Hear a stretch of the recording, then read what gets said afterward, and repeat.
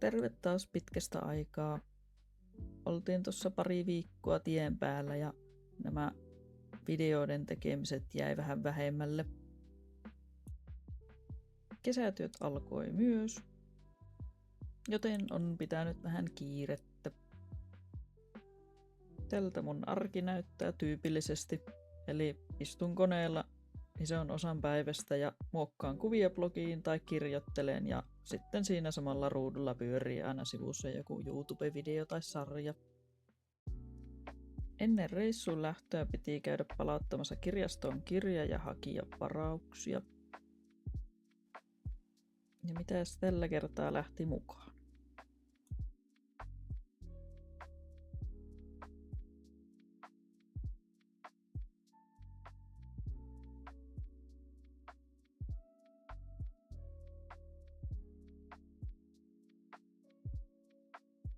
Sillä aikaa kun Tomi kävi parturissa, niin mä hengasin Sittarin meikkiosastolla.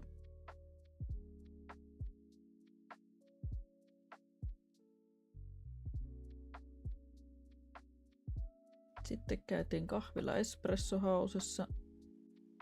Tuolla oli aivan kauhea meteli, koska johonkin liiketilaan siinä vieressä tehtiin remonttia, niin siinä ei meinannut kuulla edes omia ajatuksia.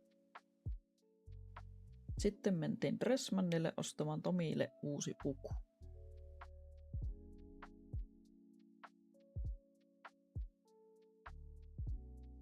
Lähdettiin matkaan siis perjantaina 17. huhtikuuta.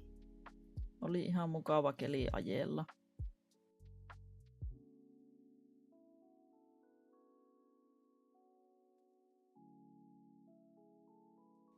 Pohjoiseen päin kun lähtee, niin joutuu vaan ajamaan tuo tie 46, eli Kouvola-Heinola.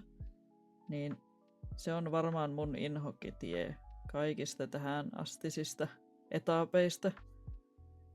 Se on jotenkin niin tylsä ja mutkainen ja varsinkin talvella tuntuu, että se on jopa vähän vaarallinen, koska siellä tulee tosi paljon rekkoja vastaan.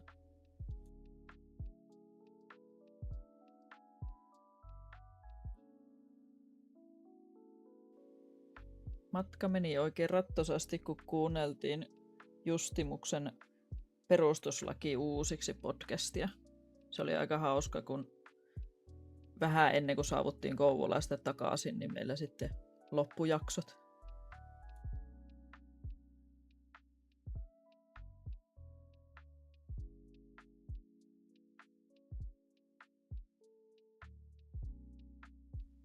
Tämänkin reissun jälkeen taas mietti, että pitäisikö investoida se dash-kamera, koska kaikenlaisia hyvin mielenkiintoisia suorituksia kyllä näkee tuolla tien päällä, varsinkin kun ajaa tuommoisen 500 kilometrin pätkä etelästä pohjoiseen ja takaisin, niin kyllä oli taas monenlaista suoritusta tuossa matkan varrella.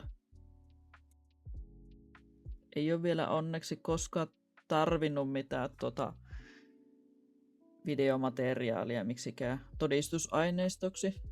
En ole ollut kolaarissa koskaan, mutta se ei tule koskaan kellokaulassa se vahinko.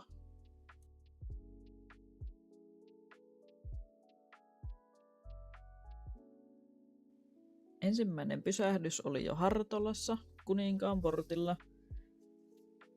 Siellä on tosi usein huomattavasti edullisempaa polttoainetta, mitä tuossa muuten matkan varrella olisi.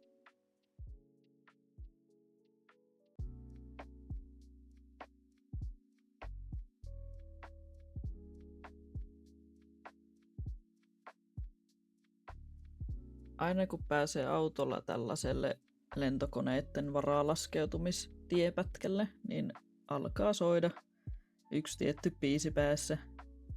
Jos joku muukin on nähnyt Top Gunin, niin tietää kyllä mistä puhun.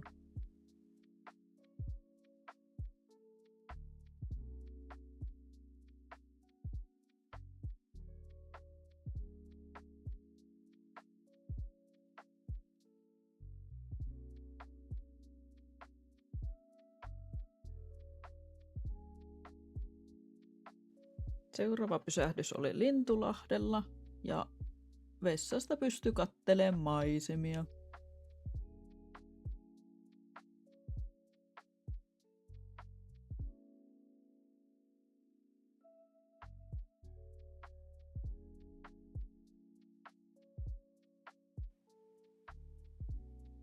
burgeriateriat naamariin ja sitten matka voi jatkua.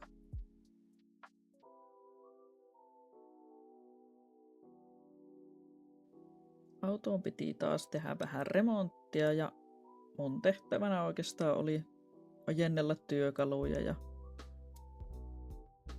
sitten löytyy se syyllinen siihen kolinaan. Ja se on tämä pieni osa tässä. Se oli vähän päässyt jo kulumaan.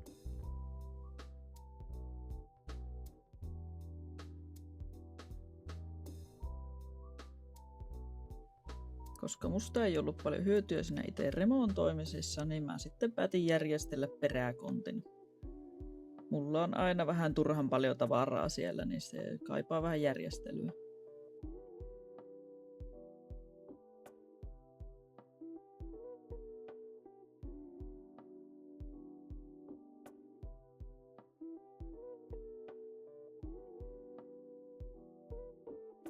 Mulla on meidän tunkin alla tommonen kumimatto, mutta se ei oikein sovi tuonne, niin mä sitten päätin nyt vihdoista viimein, että mäpä leikkaan sen sopivammaksi, niin se ei ole aina rutussa.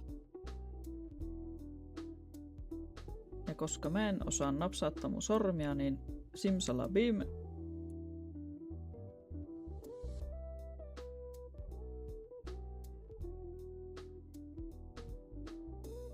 Mä saan tosiaan aina kuulla siitä, että miksi hitossa sä kuskat niin paljon kaikkea turhaa roinaa sun peräkontissa. Mutta kun koskaan ei tiedä, mitä sattuu tarvitteen. Huomioliivi, lumilapio ja sellaiset on tommosessa verkkopussukassa.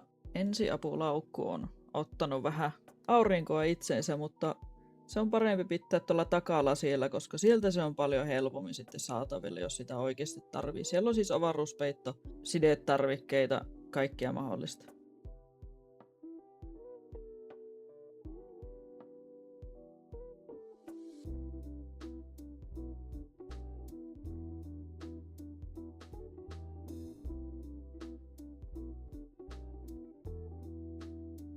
Ehditti jo säikähtää, mutta se oli vaan vähän löyseksi jäänyt kiristyspensaletkussa. Näillä bensahinnoillahan tuo määrä tarkoitti siis koko kun ruokarahoja.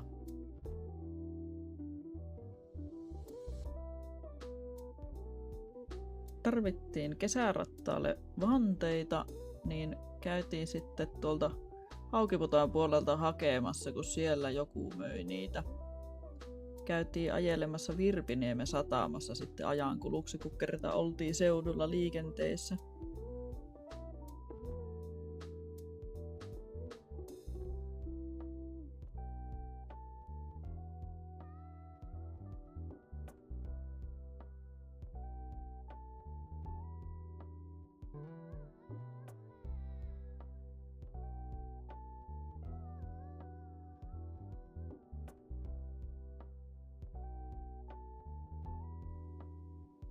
Oululaisille varmasti tuttu näkyy tämä Aleksandra-laiva. Sehän on ollut siinä torin rannassa yleisöparkissa.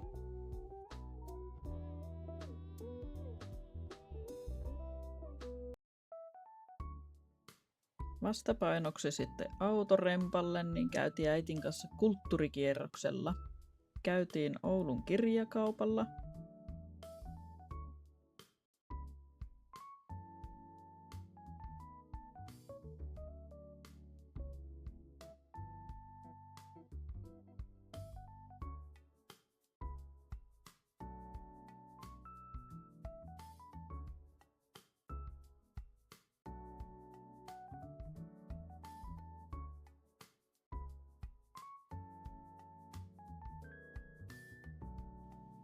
Ja Joonas Vähäsöyringin taidenäyttelyssä.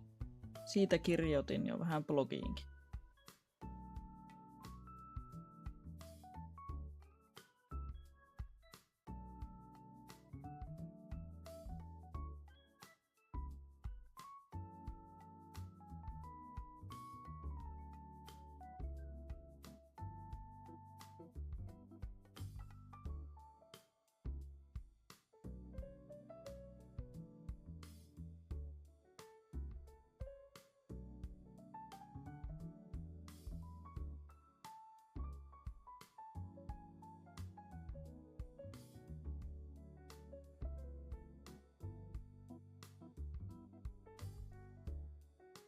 Äiti on mulle jo aikaisemmin mainostanut, että pitäisi käydä tässä söpökaupassa, ja se oli todellakin nimensä veroinen. Koko kauppa oli täynnä kaikkea söpöä ja aivan ihania juttuja. Sitten vielä ennen kuin parkkiaika loppui, niin mä pyysin äitiä, että jos se ottaisi musta vähän asukuvia, niin sais blogiinkin joskus niitäkin laitettua. Niin tällaisia sieltä sitten tuli.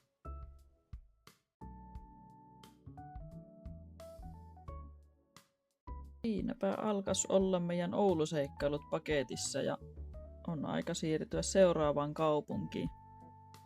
Kiitos kun katsoit tämän videon ja seuraavassa jatketaan sitten meidän reissua. Katsotaan mitä tapahtuu tien päällä.